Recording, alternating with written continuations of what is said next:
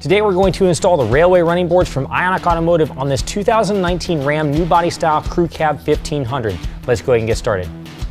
Okay, here we are underneath the truck. Now I'm on the driver's side just behind the front tire. Now before we really get started, I want to point out something real quick.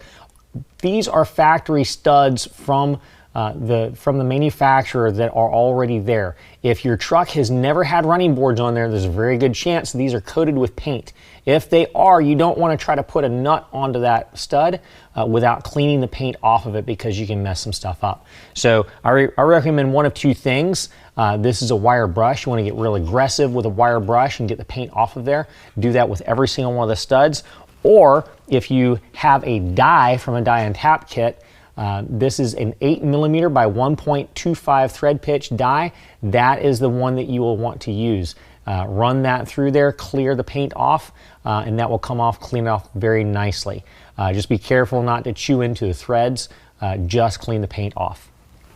Next, let's go ahead and move to the actual install of these brackets.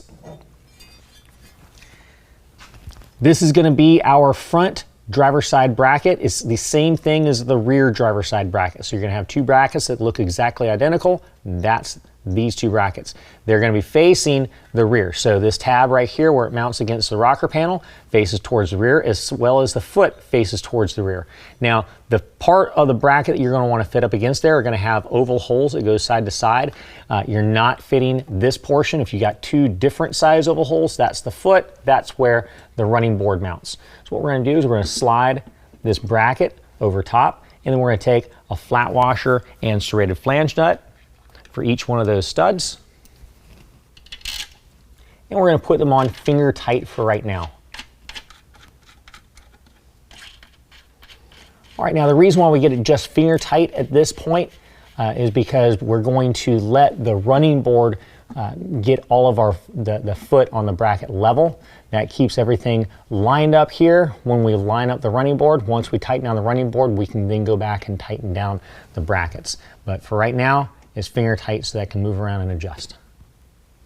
All right, now coming back along the rocker panel, we're going to come to another set of threaded studs. We're going to focus on these two right here. We're going to find our center driver's side bracket. Again, this is going to flag towards the rear of the vehicle, both the top and also the foot.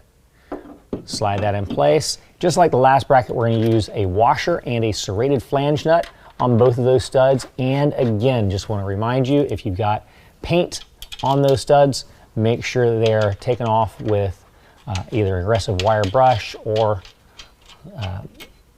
a die from a die and tap set. Now moving along the rocker panel, we're going to come to the very last set of studs. We're going to focus on these two right here. Again, just like the front bracket, the rear bracket is exactly identical. We're going to hang it on those two studs. Again, we're going to use a flat washer and a serrated flange nut. Again, putting them on finger tight. And one more time, I'm going to go ahead and say it. Make sure you have any kind of paint cleared off of those studs. If you try to install a nut onto those studs without clearing the paint, you can actually break that stud loose, and that's no fun to deal with. All right, now you're going to have some square-shaped bolts that come in your kit. What we're going to do is we're going to go ahead and grab our board, flip it upside down. Now this particular installation has 3 brackets per side, so I've got 6 bolts, 2 bolts per bracket. What I'm going to do is come to the edge, and each of the channels that we use are going to get 3 bolts in each one of those channels. We're going to use this channel and this channel, not the center channel.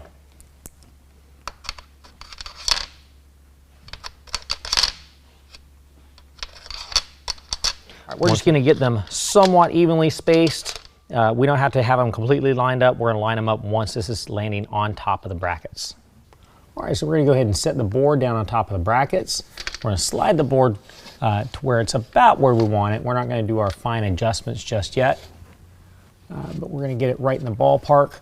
Then we're going to go ahead and line the bolts up to where the brackets are. And then drop those bolts down through the brackets.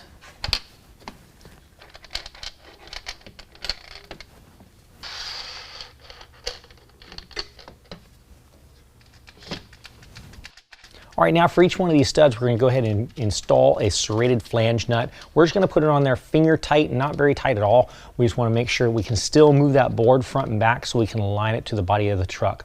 Once that board is lined up exactly where we want it, then we can go back underneath there and tighten the serrated flange nuts to the brackets. Now the boards are tightened to the brackets, we're going to go ahead and tighten the brackets to the body of the truck. Make sure you do not try to over tighten these bolts because you can break these loose and make them spin inside the truck. You don't want that. Now we're going to repeat the exact same steps on the opposite side. Well, that concludes the installation. If you have any questions, call the experts or visit us online.